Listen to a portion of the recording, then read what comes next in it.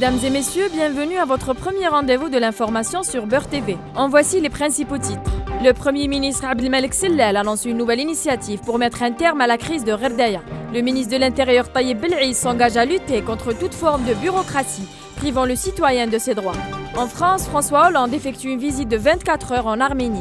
Lancement de la campagne électorale de l'élection européenne 2014. Le président de la République Abdelaziz Bouteflika paraphera prochainement un accord dans lequel la gestion de la crise Gherdaya sera déléguée au ministère de l'Intérieur après le calme restitué par l'armée nationale depuis 5 semaines.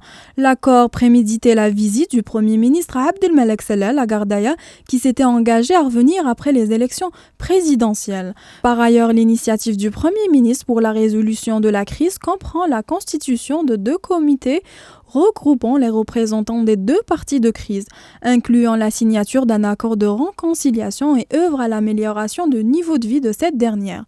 Cette visite suscite énormément de craintes sur les risques de renflement de la situation, surtout après le refus d'une partie à l'initiative du Premier ministre Abdelmalek Sellal. Lors d'une émission diffusée hier soir sur la télévision algérienne, Taïeb Belaiz, qui était invité, a souligné que le citoyen a un droit à un service public de qualité. Il doit être écouté, ses doléances doivent être prises en charge par l'administration. Il a affirmé qu'il veillera personnellement à l'application de ces instructions. Le ministre s'est engagé à lutter contre toute forme de bureaucratie, privant le citoyen de son droit à l'obtention sans délai de documents administratifs.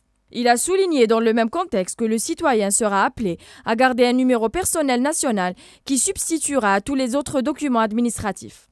Concernant le passeport biométrique, Taïeb Belaiz a indiqué que l'opération sera achevée à la fin de l'année 2014.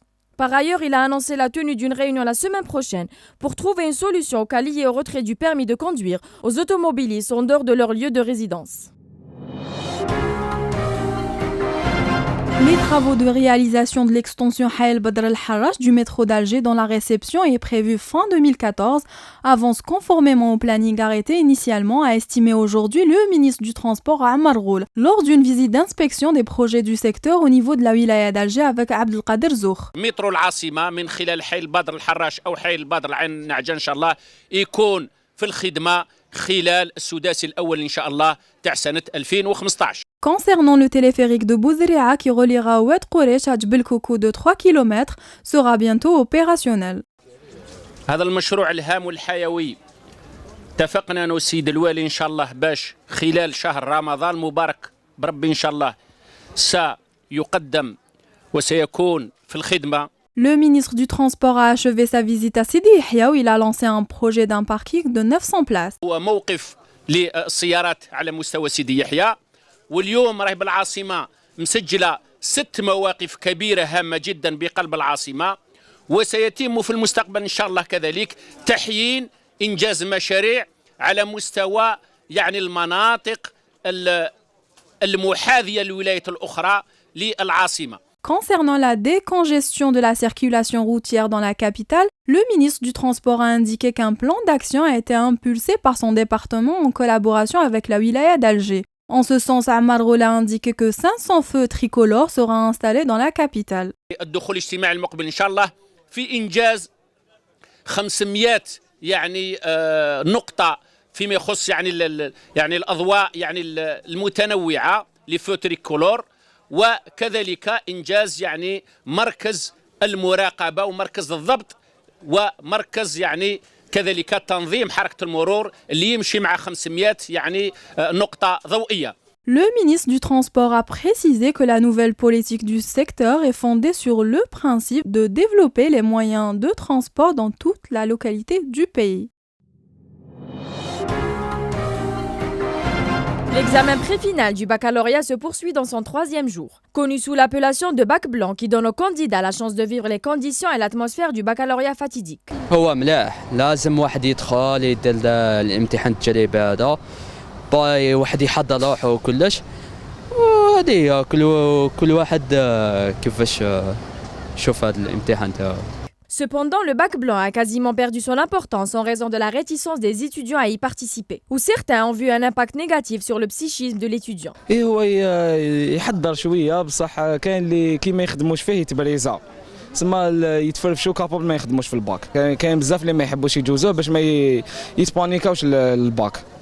لي سوجي سون بلي ديفيسيل على تاع الباك نورمال باسكو حلينا دي باك وحلينا الباك بلون هذا ديفيسيل بزاف عليه صعيب عليه شغل يهبط لك المورال هذا على كل حال. Cet examen reste une occasion pour la préparation psychologique considérée comme importante pour le passage à l'université. La présidente du Conseil de la Fédération de l'Assemblée fédérale de Russie, Valentina Melvenko, effectuera à partir d'aujourd'hui une visite de 2 jours en Algérie à l'initiative du président du Conseil de la Nation, Abdelkader Ben Saleh. La visite s'inscrit dans le cadre du renforcement des relations parlementaires algéro-russes, relations privilégiées fondées par la concertation constante entre l'Algérie et la Russie. Par ailleurs, le représentant personnel du président de la Fédération de Russie pour la coopération avec les pays africains et président du comité du Conseil de fédération pour les affaires internationales, Mekri Melkovo, se retrouve actuellement à Alger où il effectuera plusieurs entretiens et rencontres parlementaires. Pour sa part, Madame Melvenko effectuera des rencontres avec de nombreux responsables d'instances et d'institutions de l'État algérien. Dans un espace de beauté et d'élégance algérien, s'est clôturée la 3e édition du Salon du mariage. L'événement a connu la présence de milliers de visiteurs. On est revenu cette fois avec encore 2 fois plus d'exposants, 2 fois plus de visiteurs. Dans cette édition, on s'est focalisé un petit peu sur le développement surtout du côté culturel algérien. Et donc on est revenu à la charge avec le Haïk Marma qui commençait à partir. Donc notre inauguration, on l'a fait avec un défilé de Haïk Marma. Cette 3e édition était une occasion pour aider les futurs mariés dans leurs préparatifs en mettant à leur disposition tous les produits dont ils ont besoin pour réaliser leur fête de noces. المشاركة تاعنا هنا في هذا الصالون هو اللي باش نعرضوا المنتوج تاعنا هو كله هنايا création تاعنا. On essaye d'être là pour chaque manifestation, tout ce qui est domaine de la beauté, dans le domaine de l'esthétique ou là de l'anglerie ou là en extension de cils ou là application kératine, lissage brésilien, lissage japonais. Donc on fait tout ça. نقدم صبابة تاع العرايسات ولي ساك لي بوشيت لي شوميز لي بول tout ce qui est accessoire تاع العرايسات. احنا متخصصين في حلويات الاعراس لي بياس مونتي دو مارياج والحلويات التقليديه.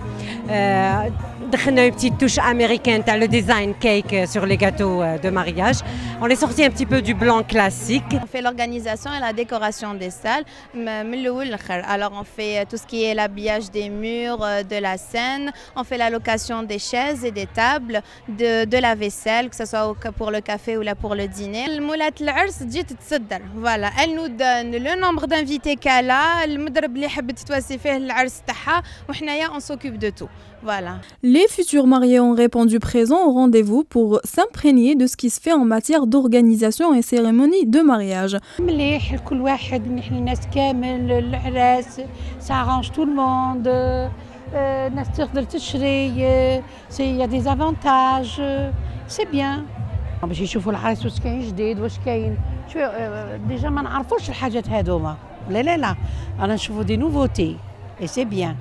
Le salon reste une opportunité pour les personnes concernées puisqu'il propose tous les produits de préparation concernant les préparatifs à la vie de couple.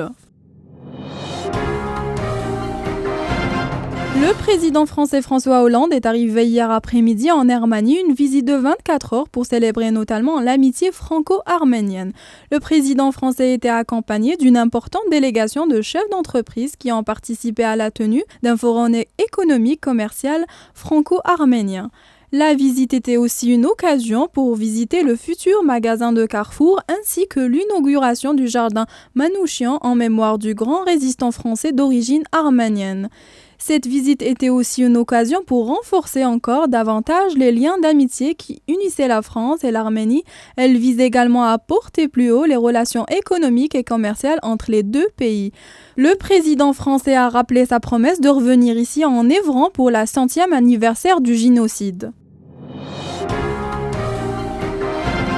À moins de 15 jours du grand scrutin, qui doit se tenir du 22 au 25 mai dans les 28 États membres de l'Union européenne, la campagne électorale pour les européennes a été officiellement lancée ce lundi. Plus de 380 millions d'électeurs seront appelés aux urnes pour élire les 751 députés du Parlement européen pour les 5 prochaines années. Pour sa part, la France élira 74 eurodéputés. Au total, 193 listes en lice pour ces élections européennes. En France, la campagne s'achèvera le 23 mai à minuit. Passé cette date, il sera interdit de promouvoir un parti ou un candidat dans les médias et de distribuer des documents électoraux. Le Premier ministre Manuel Valls participera à des meetings de la campagne pour les élections européennes. Il sera jeudi à Lille, ainsi qu'à Barcelone le 21 mai et à Lyon le 23 pour le grand meeting de fin de campagne. Fawaz El-Itan, l'ambassadeur jordanien enlevé mi-avril en Libye par des hommes armés et masqués qui avaient attaqué son véhicule et tiré sur son chauffeur alors qu'il quittait son domicile à Tripoli. L'ambassadeur jordanien a été libéré. Il aurait été changé contre un djihadiste emprisonné depuis 7 ans en Jordanie pour complot terroriste. Il est sur le chemin du retour et il est en bonne santé, selon Nasser Jouda, le ministre jordanien des Affaires étrangères. Des pilotes américains survolent actuellement le Nigeria en mission de surveillance et d'espionnage en quête des lycéennes enlevées à la mi-avril par le groupe islamiste armé Boko Haram. Les pilotes ont partagé des images de satellites commerciaux avec les Nigériens et effectuent des vols d'espionnage, de surveillance et de reconnaissance au-dessus du Nigeria avec la permission du gouvernement. L'ancien premier ministre israélien Ehud Olmert a été condamné mardi pour corruption. Déshonoré par les scandales à répétition qui ont éclaboussé sa carrière, voit définitivement briser ses espoirs de jouer à nouveau un rôle politique. Après 2 années de procédure, Ehud Olmert, 68 ans, a été condamné par un tribunal de Tel Aviv à une peine de 6 ans de prison ferme et à une amende de 1 million de shekels, 210 000 euros pour avoir touché des pots de vin dans un méga scandale immobilier à Jérusalem alors qu'il était maire de la ville. Nous commençons nos brèves culturelles par la 5e édition du colloque national sur le soufisme, qui se tiendra les 17 et 18 mai à Ain Mouchent, sous le thème « Le défi de la pensée soufie face à la mondialisation ».